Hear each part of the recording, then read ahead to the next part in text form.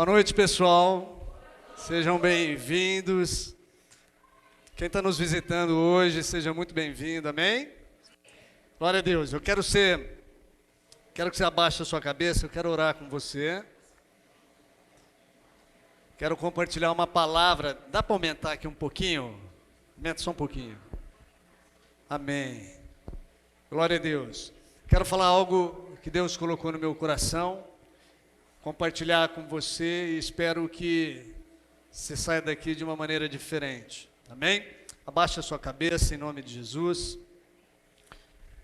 Pai, nós te agradecemos por esta noite.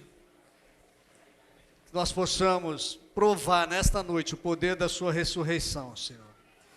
Que as nossas mentes sejam transformadas, que nós sejamos impulsionados a viver tudo aquilo que o Senhor já projetou, Senhor. Abra os olhos do nosso entendimento, nos conceda o espírito de sabedoria, de revelação, no pleno conhecimento do Senhor. Nós repreendemos toda ave de rapina, tudo que vem para matar, roubar e destruir nas nossas vidas, em nome de Jesus. Amém? Glória a Deus. Alguém viu aí o título dessa mensagem hoje? Está aqui? Poder de uma crença. Fala isso, o poder de uma crença. Vocês creem que crenças são poderosas? Amém? Abra lá a sua Bíblia no Evangelho de João, no capítulo 8.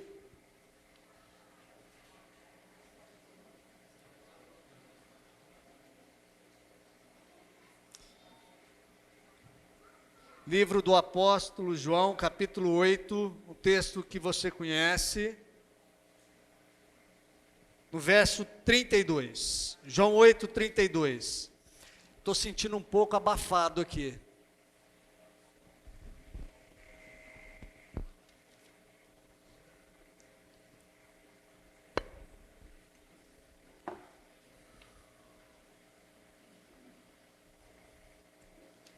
Amém? João 8,32. E conhecereis a verdade. Mais uma vez. E conhecereis a verdade. Joia, a gente decorou isso, né? Você lembra o que está escrito no versículo anterior? Alguém sabe falar de cor o versículo anterior? Vamos ler? Verso 31. Então disse Jesus aos judeus. Com quem que Jesus estava falando? Com os judeus. Isso é importante a gente saber. Então disse Jesus aos judeus que haviam crido nele: se permanecerdes na minha palavra, verdadeiramente sereis meus discípulos. E conhecereis a verdade vos libertará. Então existe uma condição para que a verdade possa me libertar. Amém? Eu preciso estar nele. Eu preciso não somente estar nele, mas eu preciso permanecer nele. Amém? Guardem um pouquinho esse texto. E eu quero iniciar nessa noite, quero falar um pouquinho a respeito do poder de uma crença. E a gente sabe que a gente tem muitos especialistas aqui quando a gente fala sobre crenças, né? Pessoas estudiosas no assunto. Mas eu quero compartilhar um pouquinho aquilo que o Senhor tem falado nesses meses no meu coração a respeito de crer corretamente. Você sabia que você pode crer corretamente, como você pode também crer de forma equivocada? Nós podemos crer de forma correta, mas nós também podemos crer de uma maneira equivocada. E eu quero iniciar te fazendo uma pergunta. Quantos aqui já passaram por algum tipo de situação que teve um desfecho que você não esperava? Por exemplo, um contrato que não saiu. Um trabalho, por exemplo, que não deu certo. Talvez uma oração que você vem fazendo por algum tempo, um milagre que você vem esperando por algum tempo, e parece que esse milagre ele nunca vai acontecer. Ou parece que ele está bem distante. Você já passou por isso? Ou só eu? Acho que todos nós passamos já por isso. E aí a gente solta aquela famosa frase: o que eu fiz de errado? É ou não é? Quando aquilo que você projeta não dá certo, automaticamente, muitas vezes no nosso inconsciente, a gente diz assim: mas o que eu fiz de errado? Mas a pergunta não deveria ser o que eu fiz de errado. A pergunta deveria ser: o que eu criei errado? Você está aqui comigo? Glória a Deus. E se nós formos honestos, em algum momento nas nossas vidas, nós tivemos crenças equivocadas. Por exemplo, quantos aqui muitas vezes se sentem ansiosos? Você se sente ansioso? Quantos aqui se sentem preocupados? De uma forma, assim, constante. Quantos aqui, por exemplo, sente medo que alguma coisa de errada aconteça, por exemplo, com algum dos seus familiares? Tem alguém aqui, tem alguém aqui que constantemente fica pensando assim: se acontecer alguma coisa errada com algum dos meus familiares? Essas emoções, que a gente pode chamá-las de emoções tóxicas, são sinalizadores de que o Deus que nós servimos, muitas vezes nós não cremos. Essas emoções tóxicas muitas vezes fazem com que eu e você não acreditemos em nós mesmos. Amém? Você vai derrubar água em mim? Hã? O que foi? Amém, irmão? Glória a Deus. Deus é bom. Deixa eu pegar aqui que eu perdi o fio da meada aqui.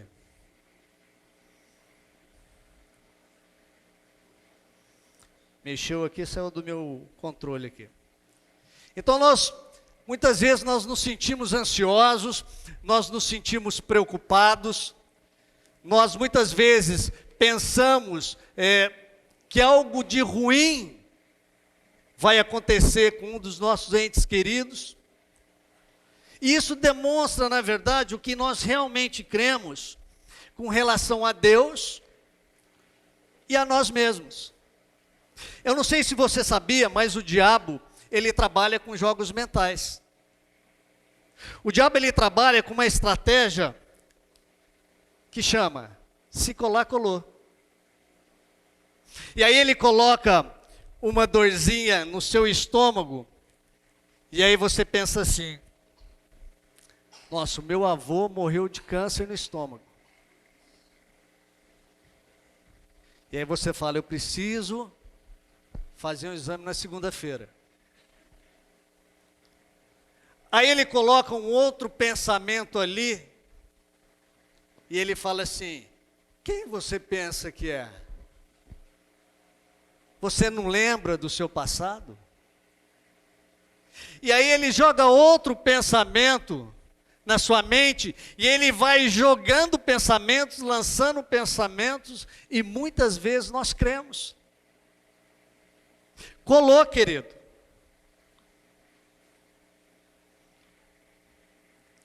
Isso já aconteceu com você, não? Ou só comigo? Agora, por detrás de cada pecado existe uma mentira que você acredita. Porque todo comportamento errado é resultado de uma crença errada. Diga isso comigo. Todo comportamento errado é resultado de uma crença errada.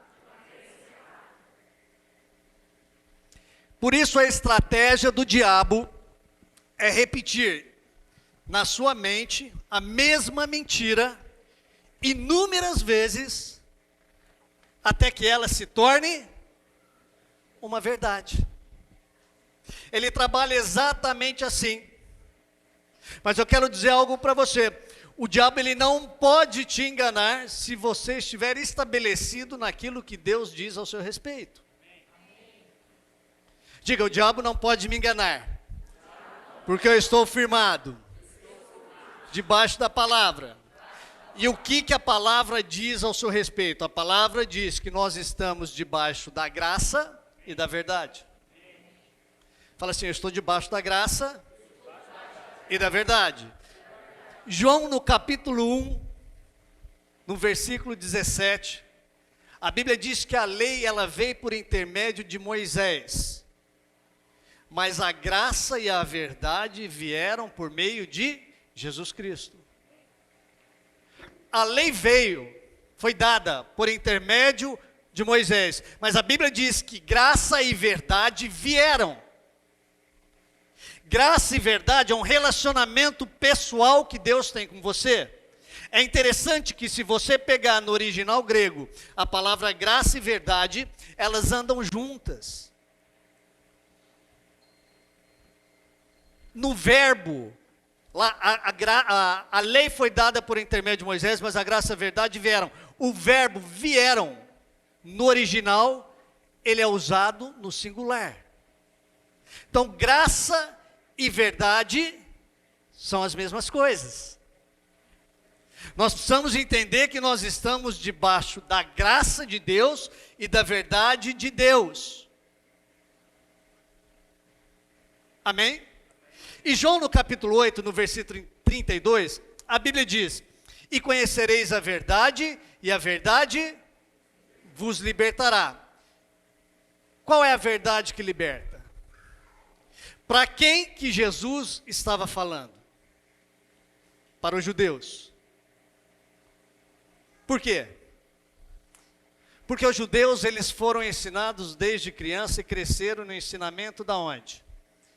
Da Torá. No versículo 31, como nós lemos, diz assim, se permanecerdes nas minhas palavras, verdadeiramente sereis meus discípulos, e conhecereis a verdade, e a verdade vos libertará. Vos libertará do quê? A verdade, ela vai me libertar do quê? Do medo, da depressão, da angústia, da dor. E principalmente, quando Jesus está falando aqui, ela vai libertar, vai nos libertar com relação ao quê? A autossuficiência. Aquilo que eu posso fazer na força do meu braço. Naquilo que eu posso acrescentar, porque uma das coisas que a igreja, que nós como igreja muitas vezes erramos, é que nós queremos acrescentar algo na obra consumada de Jesus. A religião, ela está baseada na lei do merecimento. A religião, ela está baseada na lei da performance, daquilo que eu sou capaz de fazer. Então Jesus, ele está falando aos judeus que, se eles permanecerem em Jesus, eles serão libertos do quê? Daquilo que fazem com que eles se achem. Da confiança do braço. E quantas vezes nós somos assim? Quantas vezes nós confiamos na força do nosso braço? Quantas vezes nós falamos, e conhecereis a verdade vos libertará, mas eu preciso dar uma mãozinha aqui. Porque se eu não fizer isso, essa obra consumada de Jesus, ela fica incompleta. Nós achamos que a obra consumada de Jesus terminou e começa a nossa. Você está aqui comigo? Todas as vezes, diga assim, a mensagem da religião, ela é baseada na lei do merecimento. Todas as vezes que nós colocamos o homem no centro, não é a mensagem do Evangelho. Por exemplo, cinco passos para mudar meu casamento. Não fez não, né, Vitão? 5 passos para mudar meu casamento. Está baseado no quê? No que eu posso fazer. No meu esforço. 7 semanas da sexta-feira do mergulho de Naamã. E eu não posso faltar uma sexta-feira, porque se eu faltar uma sexta-feira, quebrou. Aí eu já não confio mais que o evangelho é o poder de Deus. Aí o evangelho é o meu poder. Porque se eu deixo de ir, o poder de Deus já não é mais suficiente. Então, nós precisamos tirar o homem do centro.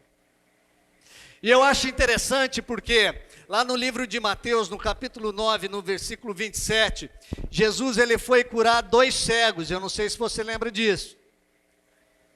E Jesus chegou diante deles e falou assim: vocês creem que eu sou capaz de fazer isso? Em outras palavras, Jesus disse, ele estava dizendo assim: vocês creem que eu sou a cura? Eu não sei, mas eu não vi em nenhum momento Jesus perguntando a respeito do comportamento deles, ou perguntando para eles se eles cumpriam a lei de Moisés ou não. A única pergunta que Jesus fez para eles era: qual é a crença de vocês? Vocês creem mesmo que eu posso curar vocês? Que eu sou capaz de curar vocês? Por quê, queridos? Porque o comportamento errado é resultado de uma crença errada. Diga isso para você: o comportamento errado é resultado de uma crença errada. Mas diga: o comportamento correto é resultado de uma crença correta. Amém? Tudo começa por uma crença. Nós cantamos aqui o nome de Jesus. Você crê no nome de Jesus? Você crê em nome de Jesus? Eu acho engraçado que de vez em quando tem umas modinhas. Se você abrir lá o Instagram, você vai ver lá, #gratidão. Todo mundo põe gratidão. Agora é tudo em nome de Jesus. Vocês já ouviram? Todo mundo falando em nome de Jesus. Mas muitas vezes nós falamos, nós não, porque aqui a gente não fala nesse sentido. Muitas vezes nós falamos em nome de Jesus, como se o nome de Jesus fosse um pé de coelho. Como se o nome de Jesus fosse um patuá, algo místico. Mas você sabe o que significa em nome de Jesus? Diga assim comigo: em nome de Jesus. Significa ser Jesus naquela situação. Para pensar nisso. Em nome de Jesus significa ser Jesus naquela situação. Tem advogado aqui? Nenhum advogado? Uma advogada aqui. Tem alguns advogados aqui. Em nome de Jesus é como se nós recebêssemos uma procuração. Em nome de fulano de tal. Agora,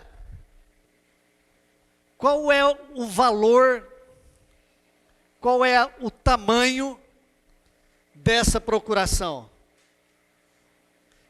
Depende do quanto vale, depende da autoridade que está por detrás desse nome. Filipenses no capítulo 2, no versículo 5, a Bíblia diz: de sorte que haja em vós o mesmo sentimento que houve em Cristo Jesus, que não teve por usurpação ser igual a Deus, mas ele se tornou servo, fazendo-se semelhante aos homens e achado na forma humana, ele se humilhou a si mesmo, e ele foi obediente até a morte, morte de cruz. E a Bíblia diz que Deus o exaltou soberanamente sobre todo o nome, e lhe deu o nome de Jesus. para que todo joelho se dobre nos céus, na terra e debaixo da terra, para que toda língua confesse que Ele é Senhor. Amém? Então, é esse o poder. Quando nós falamos em nome de Jesus, olha a responsabilidade que você está carregando. Olha a representatividade que você tem. Quando nós falamos em nome de Jesus, você está dizendo que você está representando nos céus, na terra e debaixo da terra. E quando Jesus fala assim, vocês vão em meu nome, Ele está dizendo assim, a melhor maneira das pessoas saberem quem eu sou, é sabendo quem você é.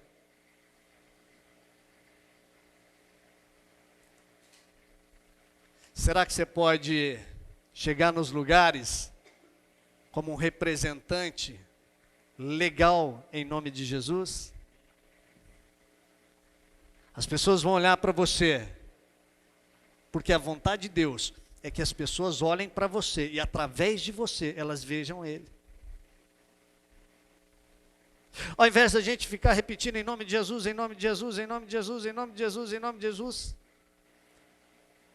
crer corretamente levará você a viver corretamente.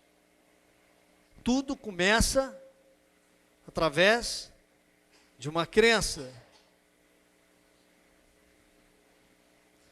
Uma das maneiras de as pessoas acessarem o céu é acessando um pouquinho do céu que Deus colocou em você. Amém? Glória a Deus por isso. Fala assim comigo, a crença correta fará com que eu sinta o coração de Deus e viva uma vida ousada. Por que que nós precisamos crer de forma correta? Para que a gente possa viver de maneira correta. A crença correta fará com que eu sinta, com que você sinta o coração de Deus e sejamos ousados ou usados. E aí eu abri lá a Bíblia em Gênesis 22, você pode anotar, depois você lê lá na sua casa, você conhece a história. E a Bíblia ali ela fala a respeito do sacrifício de Abraão. Eu não sei se você sabe, mas quando Deus pede para que Abraão sacrifique Isaac, Isaac tinha cerca de 13 anos de idade. E a Bíblia diz que ele sai com seu pai, com mais 2 empregados, e eles estão caminhando em direção ao monte chamado Moriá. E a Bíblia fala que durante 3 dias eles estão caminhando, e quando eles estão chegando perto do monte Moriá, Abraão ele para e fala para os 2 empregados dele, fica aqui, que eu e ele nós subiremos e nós desceremos. E aí eles continuam a caminhada deles, e chega um determinado momento em que o filho de Abraão, Isaac, ele fala assim, pai, nós estamos aqui com a lenha, a faca está aqui, o cutelo, a brasa, o fogo, e o cordeiro? E o Senhor olha, e Abraão olha para ele e fala assim, filho, Deus proverá para si o cordeiro. E eles continuam a caminhada deles. Agora, quando eles chegam lá, Isaac já sabia que seria sacrificado. Pastor, mas como que você sabe disso? Porque nós temos uma mente para pensar. Você imagina um velho de 100 anos com um adolescente de 13 anos. Você acha mesmo que na hora que ele tivesse a certeza ali, que ele seria cortado em pedaços, você já parou para pensar que ele ia ser picadinho ali? Ele ia ser picado, ia ser queimado, iria sobrar só cinzas. Então, o que me faz entender é que, quando eles chegaram lá em cima, Isaac consentiu com Abraão, para que o sacrifício acontecesse. E a Bíblia diz que quando Abraão foi imolar o filho, uma voz do céu bradou dizendo, Abraão, Abraão, não coloque as mãos no teu filho. E o que eu quero chamar a atenção minha e sua nessa noite é que, após Gênesis 22, Deus passa a chamar Abraão de amigo. Quantos têm amigo aqui? Você tem amigo? Muitos amigos ou poucos amigos? Muitos? O que é um amigo? O que um amigo faz? Um amigo, ele compartilha com você a sua vida. Um amigo, ele fala a respeito das suas tristezas. Um amigo, ele fala a respeito da sua felicidade, das suas conquistas. A Bíblia diz que Deus chama Abraão de amigo. Por que que Deus chama Abraão de amigo? Porque Abraão pôde sentir ali no Monte Moriá o coração de Deus. Abraão pôde sentir no Monte Moriá a dor e o sofrimento de Deus. Por quê? Porque muitos anos lá na frente, um filho, nascido também de forma sobrenatural, também subiria a montanha, também subiria um monte, com a madeira nas suas costas, diferentemente de Isaac, que foi poupado, seria imolado. Seria sacrificado. No meu e no teu lugar. E se eu não me engano, no Evangelho de João, a Bíblia diz assim: Abraão viu os meus dias e ele se alegrou. Agora a pergunta é: aonde que Abraão poderia ter visto esse dia? Se não fosse lá em Gênesis 22. Abraão, ele compartilhou da dor do Senhor. Abraão, ele compartilhou do sofrimento de Cristo.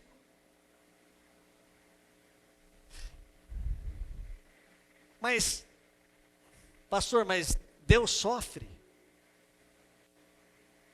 Quem te falou que Deus sofre? 1 aos Coríntios, no capítulo 13, a Bíblia diz que o amor tudo sofre, tudo suporta, tudo espera. Então, se Deus é amor, Deus sofre. E por que que eu estou te falando isso? Porque nesta noite, Deus quer que eu e você possamos crescer. E o crescimento, querido, ele implica também eu deixar de falar as minhas coisas e passar a ouvir o que Deus tem para falar.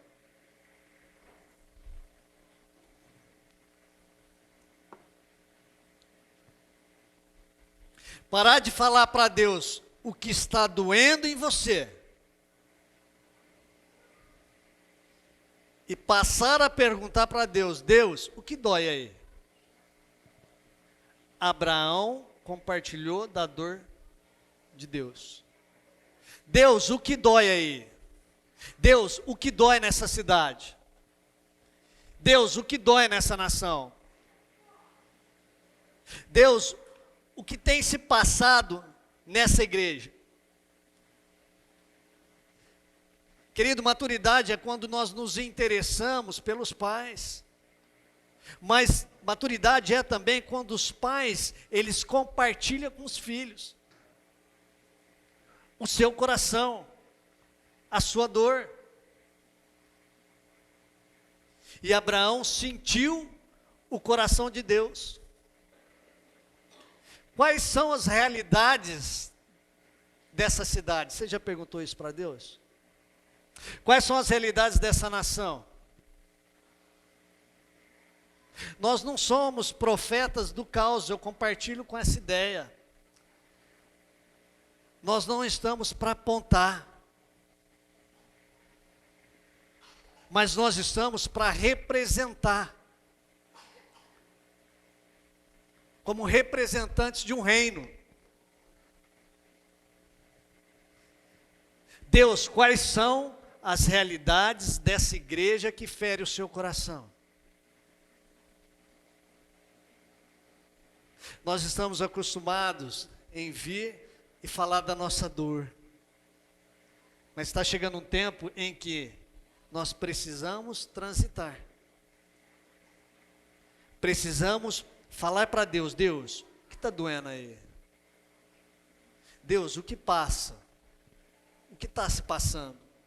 Como posso partilhar a sua dor, Deus? Deus, eu quero ser a resposta do seu coração.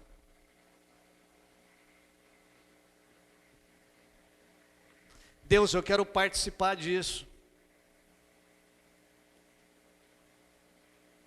Deus, eu não quero ser mais espectador. Deus, eu quero ser protagonista junto com o Senhor. Qual é a diferença, querido, da criança e do adulto? A criança fala assim: me dá, me dá, me dá, me dá, me dá, me dá, me dá, me dá. E o adulto diz: o que eu posso fazer por você? Eu entendo que a igreja está passando por um processo de transição no coração de Deus. Será que você pode falar nesta noite: Deus, eu quero compartilhar do teu coração?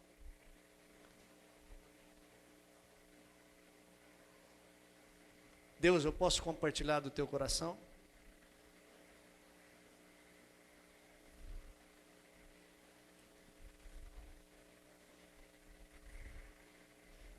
Tem pessoas aqui hoje, da mesma forma que Abraão entregou seu filho, tem pessoas que, para compartilhar a dor de Deus, elas vão precisar entregar algo. Às vezes tem algo que você está carregando faz tempo, e você precisa entregar. Quando Abraão sai com seu sobrinho Ló, e Deus não fala para ele levar Ló, Abraão, ele abre uma concessão. Deus fica sem falar com Abraão. Deus volta a falar com Abraão quando Abraão se aparta de Ló. Às vezes nós carregamos coisas, e essas coisas ficam tão pesadas, que nós não chegamos onde Deus quer que nós cheguemos. Às vezes nós carregamos tantas coisas, são tantas vozes, que nós não conseguimos ouvir a voz de Deus. Nós não conseguimos compartilhar de Deus. Mas a verdade, a graça e a verdade, ela está sobre nós, querendo nos alinhar aquilo que é a verdade de Deus. Um dia um pescador profissional, chamado Pedro, ele volta frustrado da sua pescaria. E a Bíblia diz que ele passou a noite inteira pescando e ele não pescou nada. E de manhãzinha, quando ele chegou na praia da Galileia, você imagina o sol raiando, as crianças já estavam brincando à beira do mar. E a Bíblia diz que ele avista um homem vindo em sua direção. E aquele homem fala: olha, pega as redes e vão para alto mar de novo. E sobre a minha palavra você vai lançar as redes. E a Bíblia diz que Pedro lança a rede. Pedro lançou o quê? Uma rede. Mas Jesus tinha falado: lança as redes, no plural. Mas Pedro lançou a rede. Lançar uma rede era o suficiente para Pedro, para provar que o ponto de vista dele estava correto. Ele fala: o que esse cara aqui, que esse carpinteiro de Nazaré sabe de pesca? Então eu vou lançar a rede. Mas Jesus falou para ele assim: lança as redes. É engraçado, querido, mas eu não sei se você parou para pensar nisso. Quando ele lança a rede, não é que ele lançou a rede e sem querer ele pegou o peixe, não. é que quando ele lança a rede, aqueles monte de cardume lá de tilápia começa a correr para a rede. E aquele monte de tilápia correndo para a rede, e ele começa a puxar a rede, e a Bíblia diz que a rede ela começa a se romper, de modo que ele precisou chamar outras pessoas para ajudar. Por quê? Porque Pedro agiu em cima do seu ponto de vista. Fala para a pessoa do seu lado assim: abandone seu ponto de vista. Sabe por que nós não provamos do sobrenatural de Deus muitas vezes? Porque nós permanecemos no nosso ponto de vista. Nós permanecemos nas nossas crenças, na nossa maneira de pensar. Achamos que nós precisamos dar uma mãozinha para Deus. Achamos que a obra consumada dele precisa de algo meu. Achamos que nós precisamos acrescentar algo para provar algo de Deus, mas nós precisamos sair daqui entendendo o amor de Deus, entendendo a graça de Deus.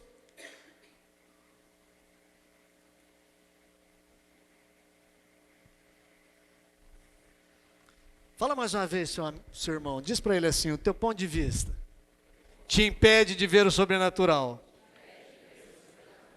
E sabe o que eu acho incrível? Eu queria que você olhasse isso. Sabe o que eu acho incrível? Quando a gente olha essa passagem de Pedro, para pensar, olha como Deus é, olha como nós precisamos ter a revelação do amor de Deus, da graça de Deus. Se você olhar na sua Bíblia, e eu fiz uma pergunta: o que aconteceu primeiro? Porque quando Pedro chega, e as redes elas estão cheias e rompidas, a Bíblia diz que Pedro se ajoelha diante do Senhor e fala assim: retira-te de mim, porque sou pecador. Mas olha o que interessante, e eu parei para pensar, mas o que veio primeiro? A bênção ou o arrependimento? O que veio primeiro? O milagre, o poder de Deus ou o arrependimento? Nós precisamos entender que o amor de Deus, ele é poderoso para transformar as nossas vidas e nos levar ao arrependimento. Pedro, ele confiava nas suas habilidades. Pedro, ele confiava na sua força.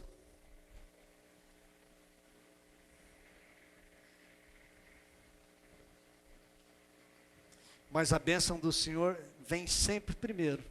A misericórdia do Senhor vem sempre primeiro. O favor do Senhor vem sempre primeiro. E o favor do Senhor e a graça do Senhor nos traz o arrependimento.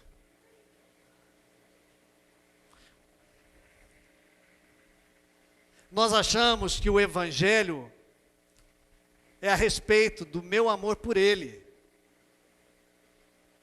Mas o Evangelho não é a respeito do meu e do seu amor por Ele. O Evangelho é a respeito do amor dEle por nós. Por isso que crer corretamente fará com que o meu comportamento seja correto, diferente. Por que muitas pessoas não são curadas? Porque a crença delas está errada. Porque elas pensam que, se Deus colocou essa enfermidade é porque Ele quer me ensinar alguma coisa. É porque é um sinal. Deixa eu te falar outra coisa. Talvez vai quebrar um pouco a sua crença com relação a isso. Você sabia que você não vive por sinais? Ah, Deus, me dá um sinal.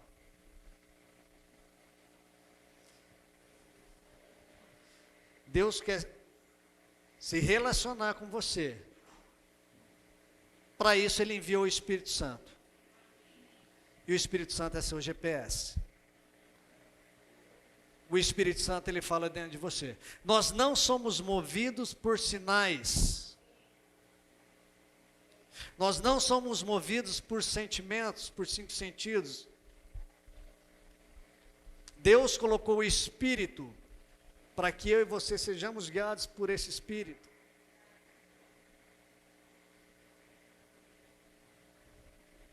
Na velha aliança, o Espírito Santo não estava dentro, ele estava sobre. E eu não sei se você sabe, ele usava apenas algumas classes de pessoas, como os sacerdotes, os profetas, e um ou outro, por exemplo, como Gideão. O Espírito vinha sobre eles, mas ele saía. Mas em João, no capítulo 14, a Bíblia diz: e eu enviarei o Consolador, o Espírito da verdade, que o mundo não pode receber, porque não vê nem conhece, mas vós o conheceis, porque ele habita convosco, e a Bíblia diz que ele estará em vós, mas ele já está em nós, porque Jesus não tinha ressuscitado. Então a vontade do Senhor é que nós sejamos guiados por uma informação por dentro, não por fora. É uma crença que nós temos de que nós precisamos de sinais. Deus pode até te dar o sinal. Se Ele quiser te dar, Ele te dá. Mas a vontade de Deus é que você seja guiado de dentro para fora. E não de fora para dentro. Amém?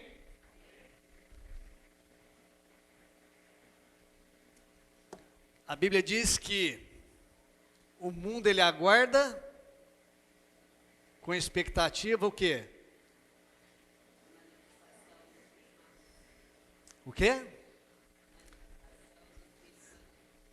Deus está esperando com que os filhos maduros se manifestem.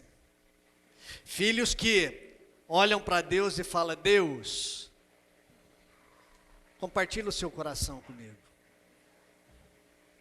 Deus, compartilha da sua dor.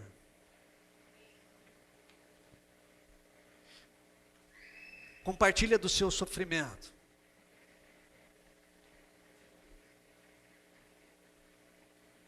Pai, fala ao meu coração. Quando você entra no supermercado, querido, você fala para o pai, você fala assim: Pai, me deixe sensível hoje, me deixa sensível.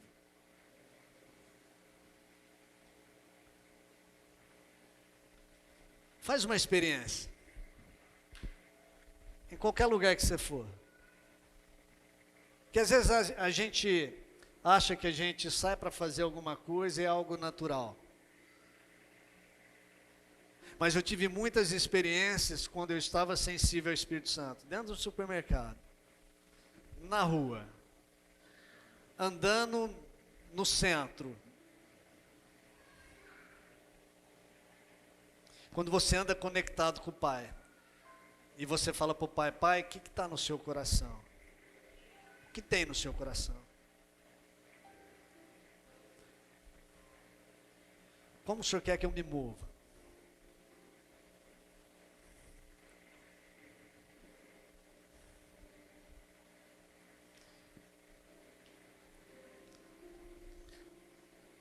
A lei ela foi dada por intermédio de Moisés. Mas a graça e a verdade é um relacionamento, e ela veio. No primeiro milagre de Moisés, Moisés transforma a água em sangue, resultando em morte. No primeiro milagre da graça de Deus, ele transforma a água em vinho, resultando em festa e alegria.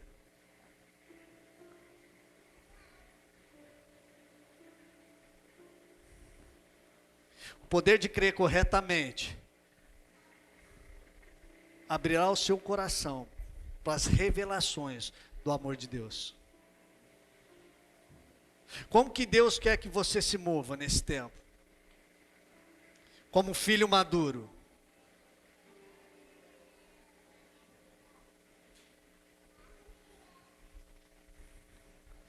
Deus, eu vou curar pessoas. Deus, eu vou manifestar o teu amor. Deus, eu vou manifestar a tua graça.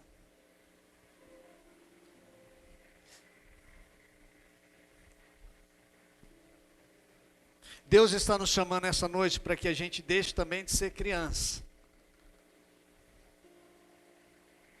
De achar que a igreja local é um lugar para resolver o meu problema.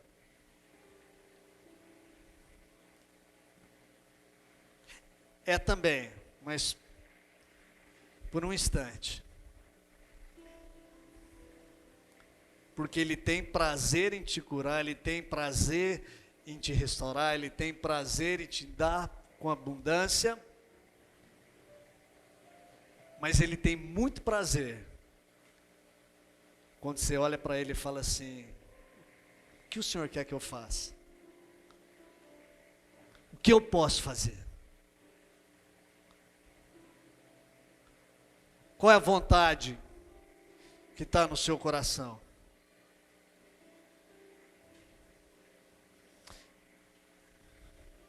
Diga assim comigo: eu tenho uma vantagem sobrenatural. Diga: eu tenho o favor de Deus.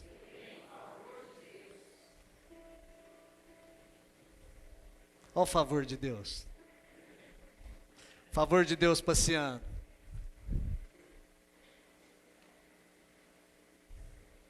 Queridos, o mundo ele confia na educação acadêmica. O mundo ele confia nos títulos, no dinheiro. Mas nós temos algo que o mundo não tem. Nós podemos ter tudo isso. Mas nós temos algo a mais que faz toda a diferença. Nós temos o favor de Deus. Nós temos a graça de Deus. Porque Deus ele ocupou o meu e o seu lugar, para que eu e você ocupasse o lugar dele. Deus ele foi ferido no meu e no seu lugar, para que eu e você fôssemos sarados.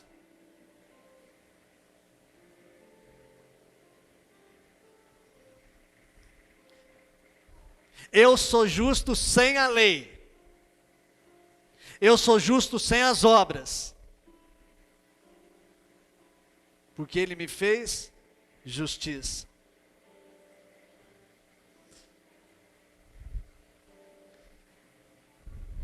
Talvez alguém aqui no nosso meio aqui não tenha entregado a sua vida ainda para o Senhor.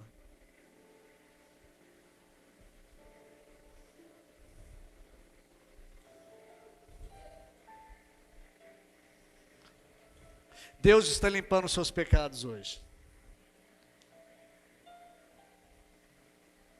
Salmo 23, no versículo 4. A Bíblia diz: ainda que eu ande, diga isso, ainda que eu ande. Fala, eu ande pelo vale da sombra da morte, não temerei mal algum, porque tu estás comigo. O teu bordão e o teu cajado me consolam. Você já parou para pensar que não foi Deus que levou o salmista para o vale da sombra da morte? A Bíblia diz: ainda que eu ande, ainda que você, que está aqui nessa noite, tenha andado ou andou por lugares, por vales, da sombra e da morte, Deus está com você. A Bíblia diz que Deus não te abandonou. E tem uma passagem lá em Oséias, no capítulo 2, no verso 15, que a Bíblia diz que Deus transformará o vale de Acor em esperança. E Acor significa tribulação.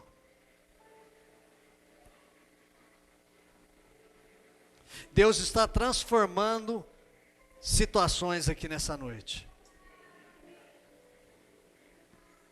Deus está tirando pessoas de lugares. Deus está removendo pessoas. Deus está... Tem pessoas aqui que possuem algumas causas na justiça. E Deus está entregando a vitória. Queria que você abaixasse por um instante sua cabeça.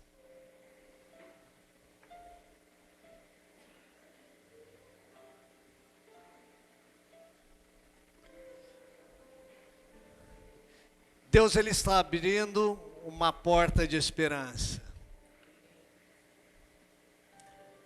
As mudanças que você espera, elas estão vindo.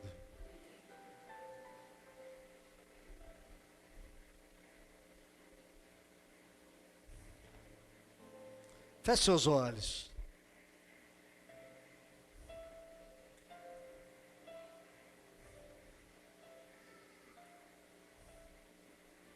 Comece a falar com Deus nesse instante.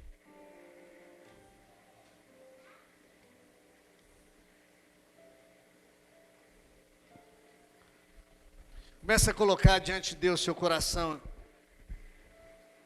E dizendo a Deus, fala, Deus, aquilo que não é do seu coração.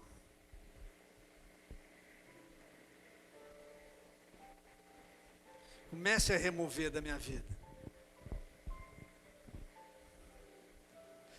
Aqueles caminhos que eu tenho insistido, mas no fundo algo me incomoda, algo me deixa uma sensação estranha.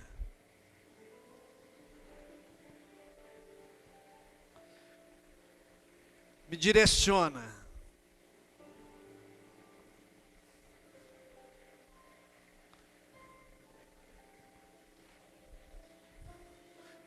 O que você precisa entregar nessa noite?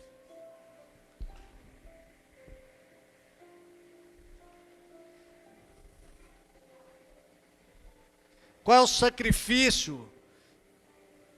Mas não é o sacrifício que você vai ter que fazer para que Deus te abençoe mais ou menos, não é isso. É aquilo que tem te impedido de discernir a voz de Deus na sua vida.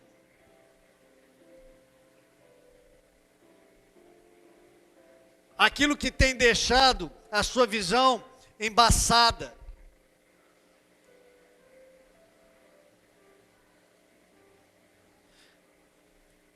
Pedro, ele confiava nas suas habilidades.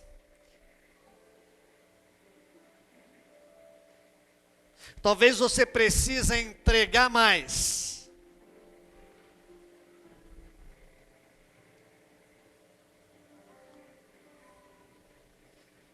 Pedro, ele confiava na sua autossuficiência. E aí muitas vezes nós nos tornamos soberbos e orgulhosos.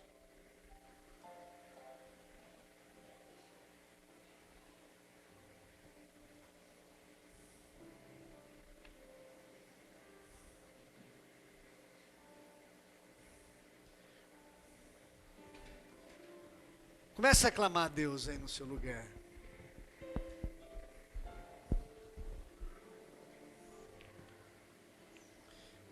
Eu queria te desafiar que você começasse a falar. Comece a declarar as verdades a seu respeito. Comece a declarar a Deus que você está sob a proteção dEle.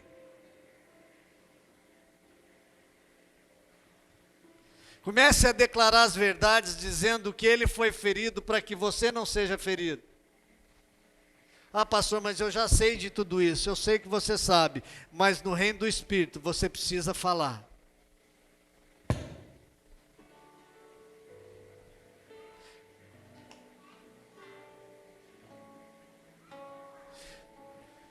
pessoas aqui que sentem, tem pensamentos e sentimentos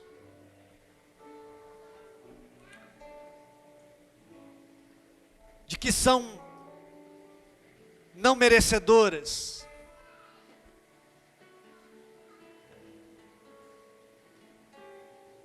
Comece a declarar, você que tem essa sensação de que você não merece, você que muitas vezes o diabo lança na tua mente dizendo, olha, você lembra do que você fez? Comece a declarar, eu sou salvo. Comece a declarar, eu sou perdoado. Comece a declarar na sua vida, diga, o favor de Deus está sobre mim. A vida de Deus está sobre mim. O zoe de Deus, a própria vida de Deus, ela está sobre mim. Comece a declarar isso.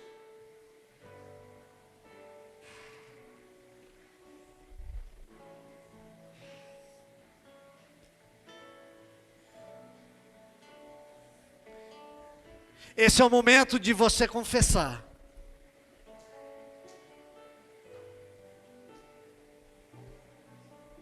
Não para Ele te perdoar, porque Ele já te perdoou, mas para que você seja curado.